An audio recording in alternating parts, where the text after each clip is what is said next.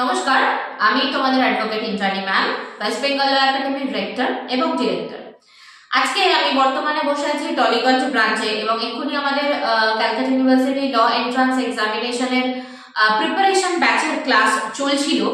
তো যাই হোক, ক্যালকাটা ইউনিভার্সিটি ল এন্ট্রান্স সম্পর্কিত বিষয় আজকে এই ভিডিওটি থাকছে।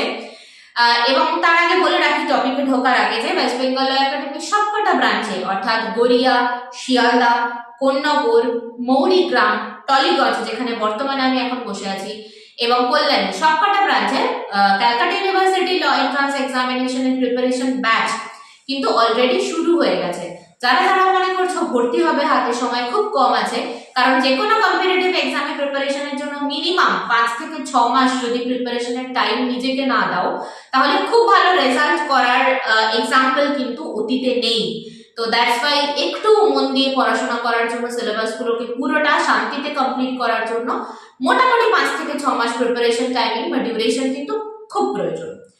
আচ্ছা, যেটা নিয়ে আমার এই ভিডিওটি সেটি হচ্ছে legal reasoning Calcutta University law entrance এক্সামিনেশনে কতটা কার্যকরী বা আদৌ আসার চান্স আছে নাকি চান্স নেই, বা লিগাল রিজনিং বলতে কি বোঝায়, বা তার দু একটা এক্সাম্পল যে কেমন কেমন ভাবে লিগাল রিজনিং গুলো আসলেও আসতে পারে।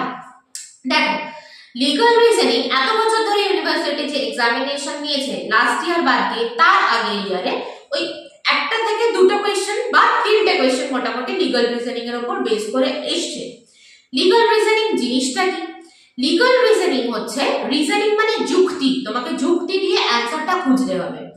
আর লিগাল রিজনিং মানে হচ্ছে লিগাল পয়েন্ট অফ ভিউ থেকে তোমাকে যুক্তিটা সাজাতে হবে কেন তুমি এ বি সি ডি অপশনের মধ্যে কেন বি অপশনটা দিচ্ছ, সেটা কতটা আইনসঙ্গত বা কতটা লিগাল প্রভিশনসে বলা হয়েছে। এবারে দেখো, এই লিগাল রিজনিং এর মধ্যে অবভিয়াসলি তুমি যদি মনে করো যে আমি পুরো আইপিসি পড়তে থাকবো, পুরো সিআরপিসি পড়তে থাকবো, পুরো কন্ট্রাক্ট অ্যাক্ট পড়তে থাকবো, এই সমস্ত ল পেপার গুলো কভার করে নেবো, তাহলে কি আমি লিগাল রিজনিং পুরোটা কমপ্লিট হয়ে যাচ্ছে? একদমই নয়। আমি ধরলাম ক্যালকাটা ইউনিভার্সিটির যে সিলেবাস নোটিফিকেশনের মাধ্যমে ওরা পাবলিশ করে, ধরলাম এইবারে তাদের লিগাল রিজনিং এর সিলেবাস থাকবে বা অংশ থাকবে, তাহলে অ্যাপ্রক্স কত মার্কস ওখান থেকে আসতে পারে? আমি যদি খুব বেশিও ধরি তাহলে সেটা হচ্ছে ম্যাক্সিমাম 7 থেকে 10 মার্কস মতো তুমি লিগাল রিজনিং থেকে ধরতে পারো। কেমন প্রশ্ন আসে এবং কোন কোন সাবজেক্ট গুলো থেকে প্রশ্ন আসে? Mainly law of tort, contract, Indian constitution আর আইপিসির ছোট ছোট কিছু অংশ, মূলত এগুলোর উপর বেস করে একটু সাধারণ ধারণা নিয়ে যাওয়াটা বেটার।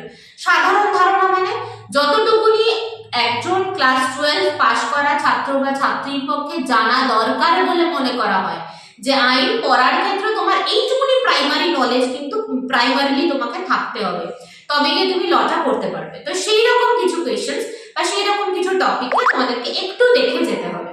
তো সেই রকম কয়েকটা কোয়েশ্চেন্স এর আমি কয়েকটা এক্সাম্পল দিয়ে দিচ্ছি। আমি সাবজেক্ট গুলো বলে দিলাম যেখান থেকে কোয়েশ্চেন আসতে পারে। ধরো তোমাকে যদি প্রশ্ন করে যে একটা সিচুয়েশন দিয়ে দিল যে ক্যাপিটাল এ নামক ব্যক্তি, যার বর্তমান বয়স হলো 14 বছর, সে ক্যাপিটাল বি নামক ব্যক্তির সাথে কোনো একটা এগ্রিমেন্ট করেছে। তো সে ক্যাপিটাল বি নামক ব্যক্তির সাথে কোনো একটা এগ্রিমেন্ট করেছে, তো সেই এগ্রিমেন্টটা ভ্যালিড হবে, ভয়েড হবে নাকি ভয়েডেবল হবে? তাহলে আইনের নিয়ম অনুযায়ী কোন একজন ব্যক্তির এজ অফ মেচুরিটি অ্যাটেইন না করা পর্যন্ত, এজ অফ মেচুরিটি কত? 18 বছর বয়স, তাহলে 18 বছর বয়স পর তুমি অ্যাটেইন না করলে তুমি কোনো কন্ট্রাক্ট করতে পারবে না। যদি কন্ট্রাক্ট করে থাকো তাহলে গিয়ে সেটাকে ভয়েড বা বাতিল হিসাবে ট্রিট করা হবে। তাহলে এইরকম একটা কোয়েশ্চেন আসতে পারো। দেখো, জেনারেল নলেজ থেকেই তুমি কিন্তু তার অ্যান্সারটা দিয়ে দিতে পারছো, শুধু একটু চর্চা করা।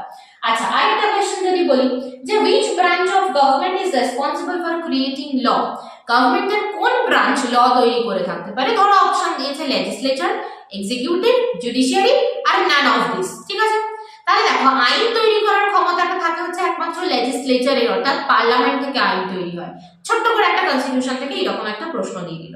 আচ্ছা, আরেকটা প্রশ্ন ধরো দিল what is the primary function of the judiciary in a democratic society.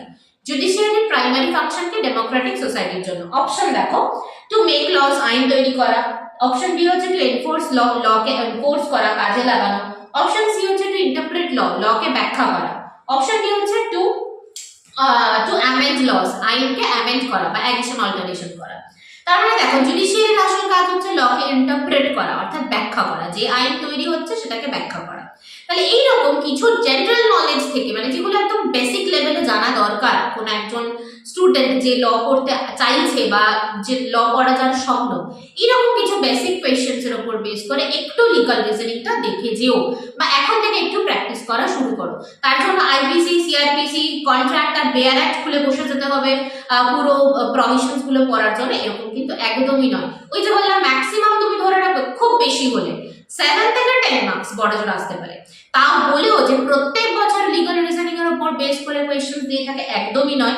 Legal reasoning one of the main topic হচ্ছে ক্ল্যাটের, ঠিক আছে? ক্ল্যাট আর সিইউএলটি দুটো কিন্তু সেম নয়।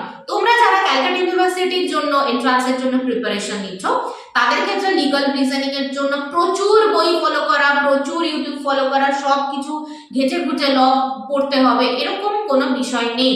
ওটা ক্ল্যাটের স্টুডেন্টদের জন্য দরকার, যারা ক্ল্যাটের প্রিপারেশন নিচ্ছে। আচ্ছা, আশা করি আমি এই লিগাল রিজনিং এর বিষয়টা ক্লিয়ার করতে পারলাম তোমাদের কাছে। আজকে এই ভিডিও এই পর্যন্তই। আর বাকি ইনফরমেশনস এর জন্য যদি কারোর কোনো ডাউট থাকে আমাকে ফোন করে নিতে পারো। অফিসিয়াল ফোন নাম্বার বলে দিচ্ছি 6291017946। Thank you.